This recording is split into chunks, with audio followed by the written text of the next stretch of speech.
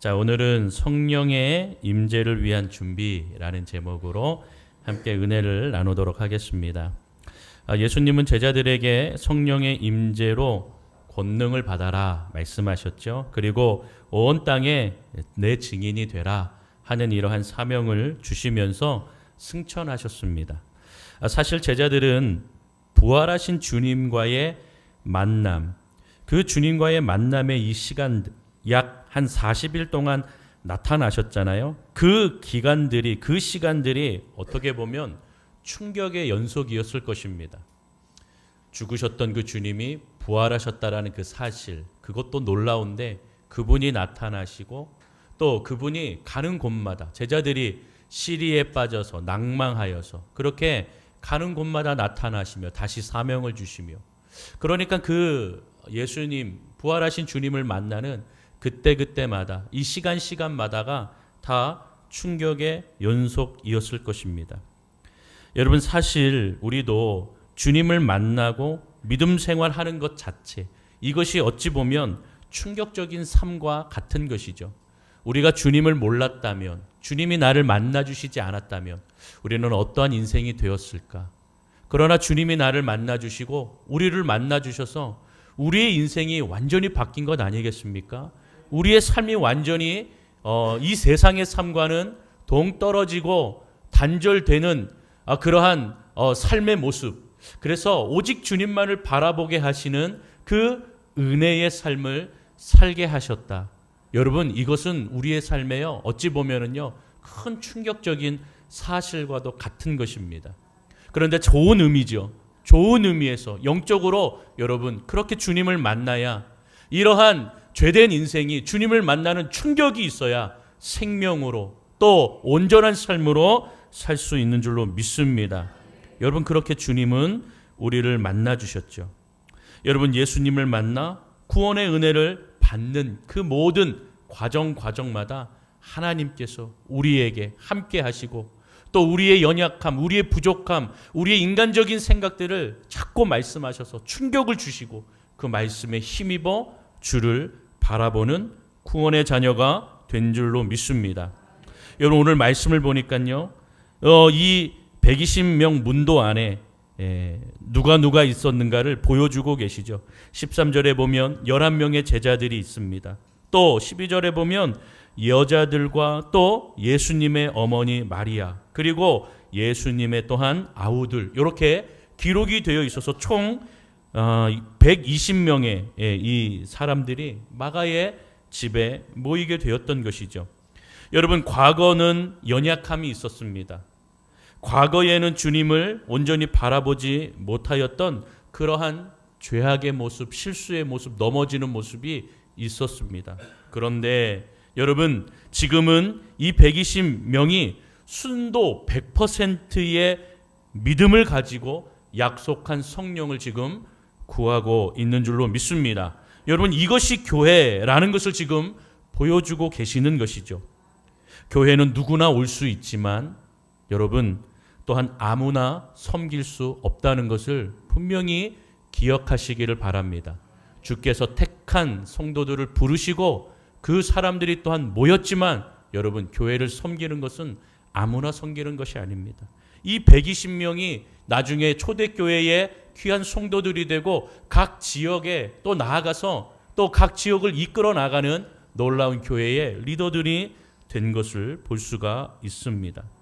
여러분, 그 이유가 분명히 있죠. 고린도전서 15장 4절부터 6절에 보면 바로 이 120명이 어떻게 모여졌는가, 자세한 설명은 아니지만 우리가 좀 알 수가 있습니다. 우리 같이 한번 천천히 읽어보겠습니다. 시작. 장사 지낸 바 되셨다가 성경대로 사흘 만에 다시 살아나사 게바에게 보이시고 후에 12 제자에게와 그 후에 500여 형제에게 일시에 보이셨나니 그 중에 지금은 대다수는 살아있고 어떤 사람은 잠들었으며. 아멘, 할렐루야.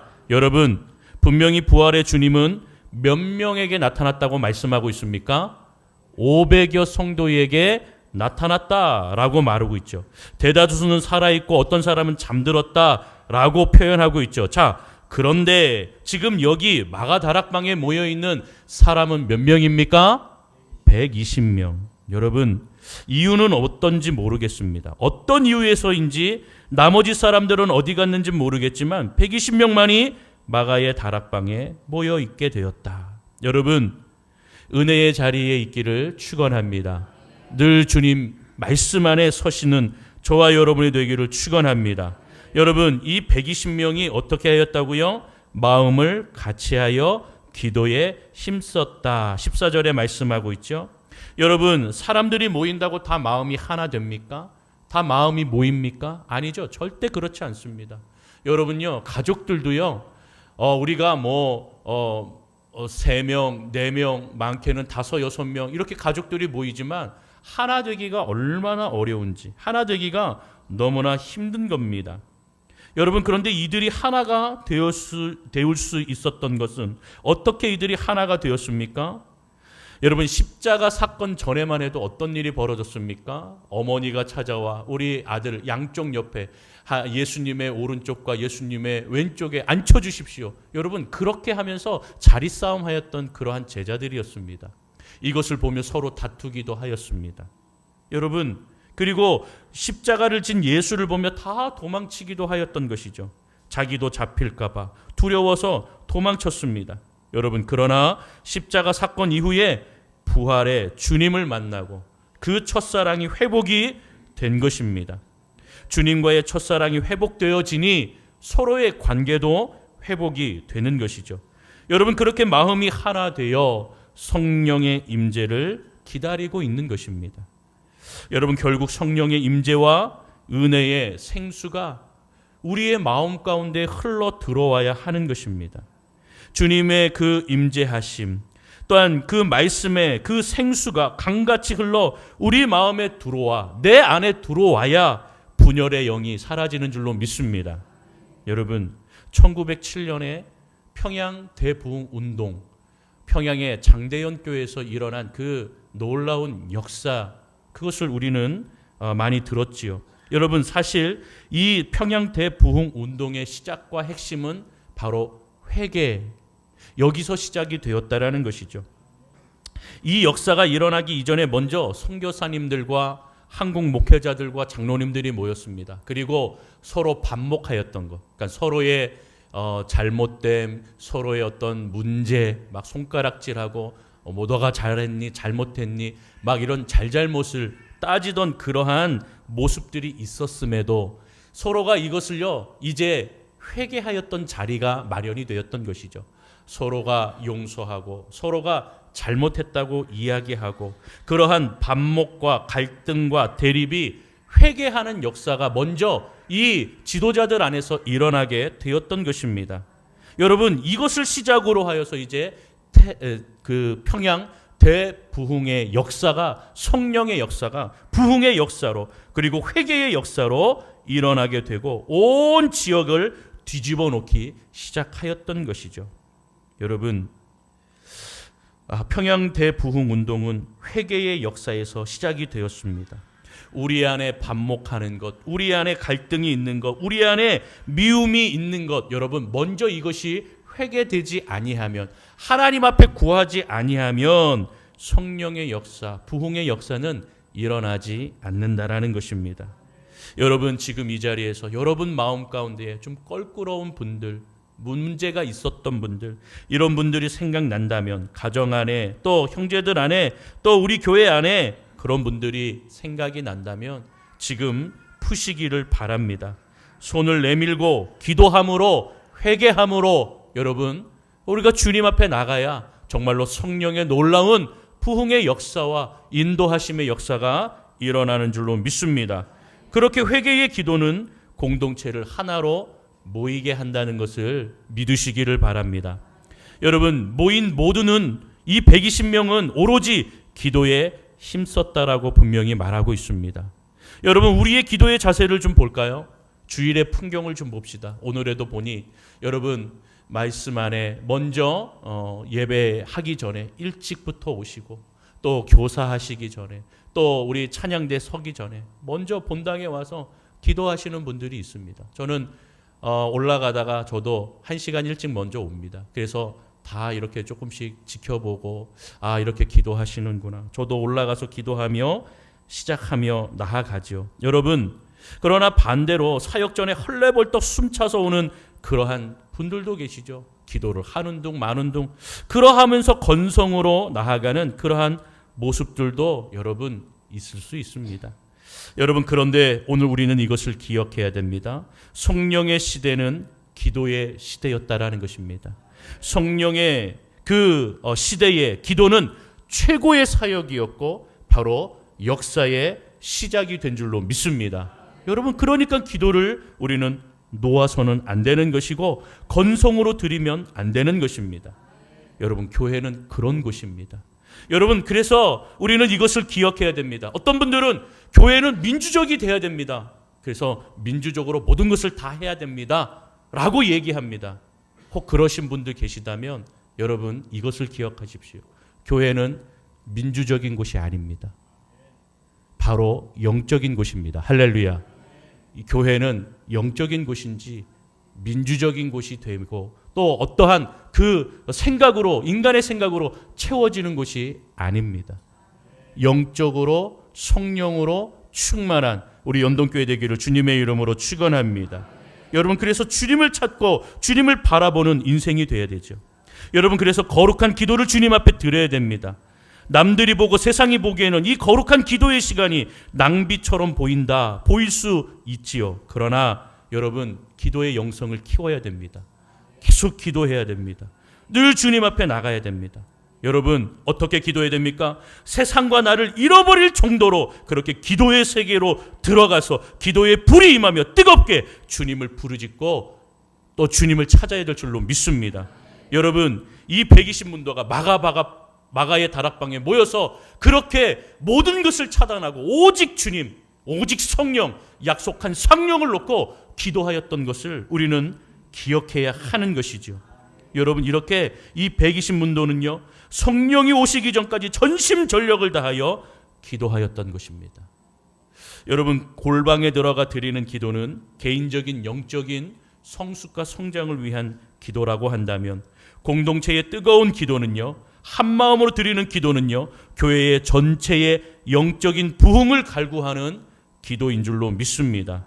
여러분, 이처럼 성령의 시대는 기도의 시대다. 이것을 우리가 기억하면서 부흥의 시대의 열쇠는 바로 기도다. 이것을 기억하면서 우리 안에 기도의, 또한 회개의 기도에 그 불이 떨어지며 주님 앞에 온전히 기도로서 늘 주 앞에 간구하며 나가시기를 주님의 이름으로 축원합니다. 여러분, 성령의 임재, 성령의 축복을 받는 데 있어서 제자들에게도 꺼리낌이 있었습니다. 무엇이냐? 16절부터 쭉 보면은요, 제자들이 성령 받기 전에 반드시 해결해야 할 문제가 있었음을 깨달았습니다. 무슨 문제였습니까? 가룟 유다의 사건이었던 것이죠. 동료였던 가룟 유다의 배신으로 제자 공동체가 완전히 깨져버렸습니다. 완전히 깨져버리고 또 베드로는 부인하고 또 십자가를 지신 예수님을 보며 다들 도망쳤죠. 완전히 제자 공동체가 깨져버렸습니다. 여러분, 그러나 이들이 다시 이 자리에 모여서 그들은 그 누구를 원망하지 않았습니다. 오히려 원망하기보다 그 빈자리를 새롭게 채워달라고 주님 앞에 구하며 과거를 청산하면서 새로운 미래를 준비하고 있는 것을 볼 수가 있습니다. 여러분, 이것입니다. 성령 받기를 위해서 우리는 먼저 문제와 상처를 아프지만 건드려야 됩니다. 이것을 건들고 해결을 해야 하는 것입니다. 예수님도 그러셨거든요.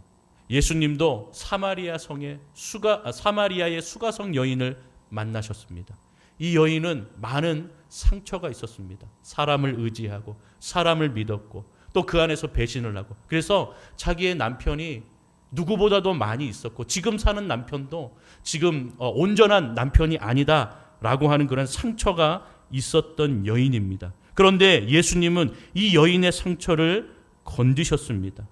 그리고 이 상처를 뿌리 뽑으시고 새롭게 그 안에 새 영으로 채우셔서 참된 예배의 그 모습을 이 여인에게 알려주심을 우리는 알고 있는 것입니다. 여러분, 우리 안에 있는 가룟 유다를 뽑아야 합니다.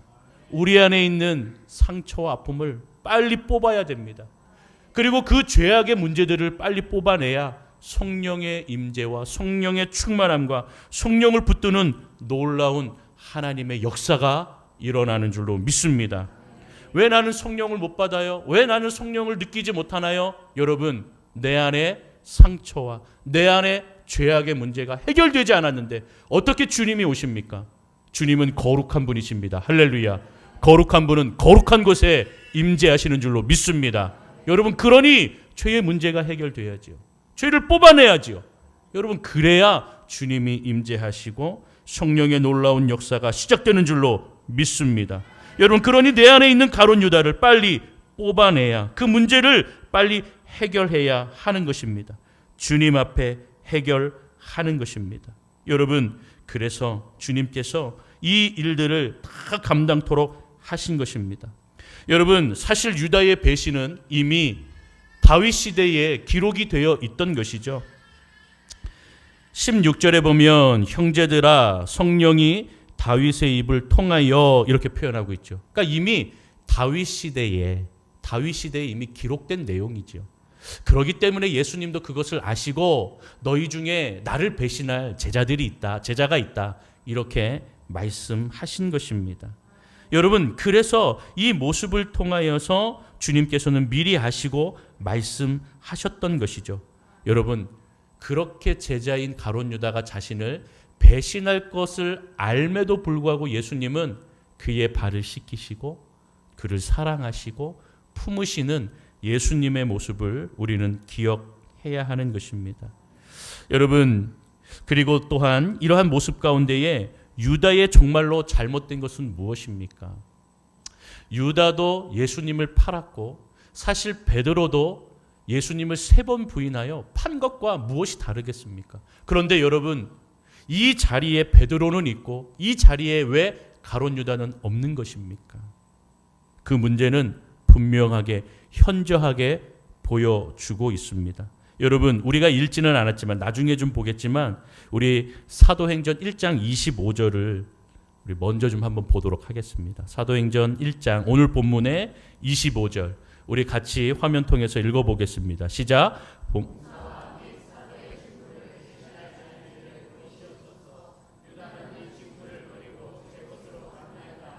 아멘. 여러분, 유다는 이 직무를 어떻게 했다고요? 버리고 분명히 기록하고 있습니다. 주님은 분명히 이 가룟 유다가 회개하고 주님 앞에 돌아올 기회를 주셨죠. 제자들과 함께 그 다리를 씻으시고 또 먹을 것을 나누시고 또 성만찬을 참여하면서 계속적으로 주님께로 회개하고 돌아올 기회를 허락하셨습니다. 여러분, 베드로처럼 자기의 죄를 깨달고 그리고 예수께 다시 회개하고 돌아오면 주님은 분명히 받아주셨을 것입니다. 그러나 여러분, 가룟 유다는 무엇을 선택하였습니까? 직무를 버리는 것을 선택한 것입니다. 여러분, 이것은 그의 선택이지 주님의 잘못도 아니요 그 어떤 누구의 잘못도 아닙니다. 그가 그렇게 바로 직무를 버리는 선택을 하게 된 것이지요. 여러분, 그러니 우리는 이 직무를 잘 기억해야 하는 것입니다. 주님께서 주신 직무를 여러분 감사하게 여겨야 하는 것입니다. 왜 그렇습니까? 여러분, 이 직무는요 2가지의 놀라운 핵심 사항이 있습니다. 첫 번째는 하나님의 영광을 위한 직무입니다. 저와 여러분들에게 주신 직무는요 하나님의 영광을 위한 것이다. 그리고 또 하나, 이 직무는 나를 위한 것이다. 여러분, 이것을 어떻게 설명할까 제가 고민을 좀 해봤는데 좀 저를 생각해 보았습니다. 내가 목사가 되지 않았으면, 목회자가 되지 않았으면 무엇이 됐을까? 내 삶은 어떻게 됐을까를 한번 상상해 보았거든요. 생각해보고 또 생각해보고 또 생각해보며 나의 모습, 나에게 주님이 계시지 않는다면 나는 어떻게 살아갈까?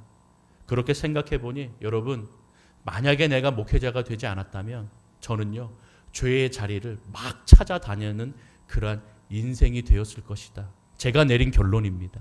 여러분, 제가 목회자가 되지 않았다면 정말로 저는 죄의 그 자리에서 너무나 누구보다도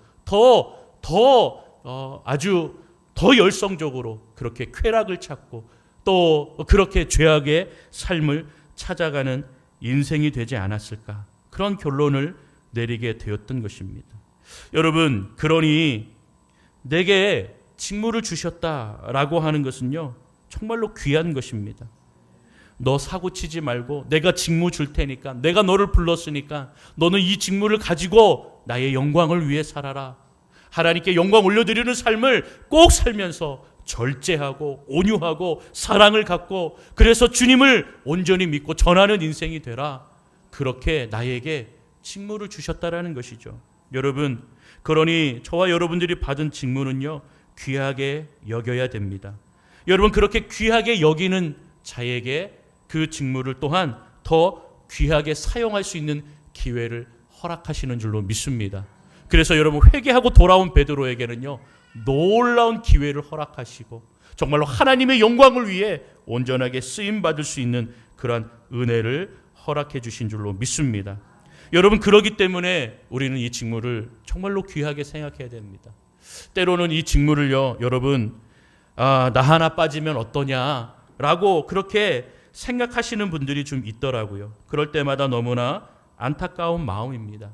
여러분, 하나님께는요, 숫자가 굉장히 중요합니다. 우리 자녀분들이 다 있으신 분들은 아시겠지만 1명, 2명, 혹은 3명, 4명, 5명, 또 그렇게 여러분 자녀들이 있잖아요. 이 자녀들 중에 한 명이 없다고 한번 생각해 보십시오.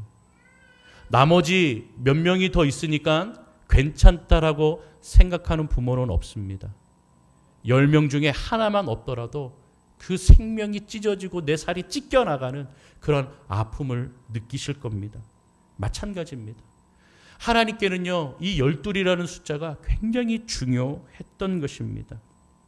여러분, 민수기, 이 민수기라는 말도 백성 민자, 또 숫자, 이 백성의 숫자를 기록한 책이 민수기라는 것이죠. 이 민수기는 이스라엘의 숫자를 기록하였습니다. 그 숫자가 중요하기 때문에 기록이 된 것이죠. 12지파가 몇 명이나 되고 어찌 되고 또 전쟁에 나갈 숫자가 얼마나 되고, 이 숫자는요, 하나님께 정말로 중요한 숫자였다라는 것이죠. 그래서 날마다 이렇게 숫자를 파악하게 됐고, 또 12지파의 수가 어떻게 되는지 그렇게 기록이 되어 있는 게 민수기입니다. 한 지파라도 없으면 나머지 11지파가 있으니까 괜찮지, 여러분, 그것이 아닙니다. 주님께는요, 12지파, 주님이 세우신 이 12지파, 12명의 제자들, 이것이 너무나 중요했던 것입니다. 하나라도 없으면 다 무너지는 것입니다. 우리 가족 중에 하나라도 없으면 다 가정이 무너지고 깨지는 것과 똑같은 것입니다. 여러분, 비행기의 부품이 얼마나 많습니까? 여러분, 비행기 한두 번 다 타보셨죠? 그런데 이 비행기가 떠나기 전에 부품 하나가 없으면요, 비행기가 뜹니까? 못 뜹니다. 여러분, 난리가 납니다. 이게 뉴스거리입니다. 그래서 비행기를 날지 못하게, 뜨지 못하게 다 올스톱 시킵니다. 무엇입니까? 하나라도 없으면 안 된다라는 것이죠. 자신의 생각과 야망, 그것 때문에 직무를 버린 유다, 여러분, 제자들에게 아픔이고 상처였습니다. 이것을 채우려고 지금 이들은 모여 있는 것이죠. 여러분, 초대교회는 어떻게 리더를 세웠습니까? 어떻게 이들에게 하나님의 은혜가 임하여 어떻게 뽑아야 될지를 여러분 기도하였습니까? 우리 24절인데요. 24절을 좀 읽어보도록 하겠습니다. 24절, 우리 22절부터 읽겠습니다. 22절부터. 자, 같이 한번 읽겠습니다. 시작. 항상 우리와 함께 다니던 사람 중에 하나를 세워 우리와 더불어 예수께서 부활하심을 증언할 사람이 되게 하여야 하리라 하거늘, 그들이 두 사람을 세우니 하나는 바사바라고도 하고 별명은 유수도라 하고 하는 요셉이요, 하나는 마띠아라. 24절, 그들이 기도하여 이르되 뭇 사람의 마음을 아시는 주여, 이 사람 중에 누가 주님께 택하신 바 되어. 아멘. 여러분, 이 주님을 따르며 나아갔던 이 제자들 중에 어떠한 모습으로 서야 하는지, 우리가 읽지는 않았지만 21절에 보니 요한의 세례부터 우리 가운데 올려져 가신 날까지 주 예수께서 우리 가운데 출입하실 때에 항상 우리와 함께 하였던 자, 이렇게 표현하죠. 여러분, 그러면서 두 명을 추천해 나아갑니다. 그러면 목사님 이거 민주적인 방법 맞잖아요. 이렇게 이야기하실 수 있죠. 맞습니다. 민주적인 방법을 택하여 사람들은 나아갔지만 결국 뽑으시는 분은 누구십니까? 주님이십니다. 그러니 여러분, 이것은 민주주의 방법이 아니라 신정주의 방법입니다. 주님이 뽑으시는 것입니다. 그렇게 주님이 어떠한 자를 뽑으십니까? 24절에 말한 것처럼 사람의 무엇을 아시는 주요? 마음을 아시는 주요. 할렐루야. 주님은 마음을 보시는 줄로 믿습니다. 사람의 마음을 보시고 사람의 마음을 아십니다. 그 주님이 택하신다라고 분명히 말하고 있는 것입니다. 그리고 또한 여러분 25절, 봉사와 및 사도의 직무를 대신할 자인지를 보이시옵소서. 할렐루야.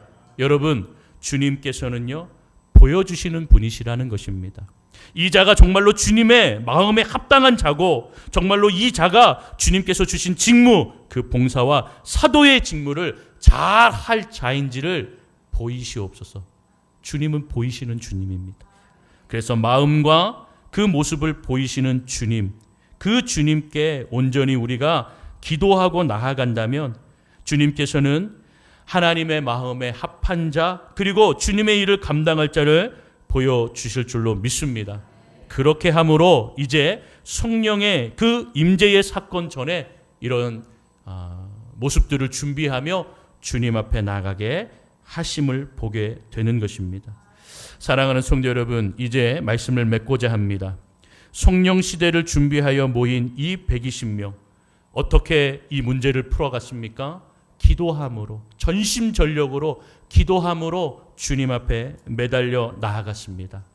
주님께서 모여 기도하라 말씀하심에 그 말씀 듣고 기도하였습니다. 그리고 자신들의 그 안에 있는 문제와 아픔과 상처, 그것을 기도로 또한 준비하며 풀어가는 것을 볼 수가 있는 것이죠. 그렇게 기도하며 성령의 임재를 갈구하고 성령의 임재를 갈구하며 한 마음이 되어 하나가 되어 서로를 용서하고 또 서로를 격려하는 성령의 공동체, 믿음의 공동체가 된 줄로 믿습니다. 우리 연동교회도 그렇게 믿음으로 성령의 임재를 준비하며 일꾼을 준비하며 또 마음으로 기도하며 하나 되어서 정말로 우리 연동교회가 주님의 은혜 아래 하나 되고 성령 충만한 시대를 열어가는 믿음의 교회 되시기를 주님의 이름으로 축원합니다. 축원합니다.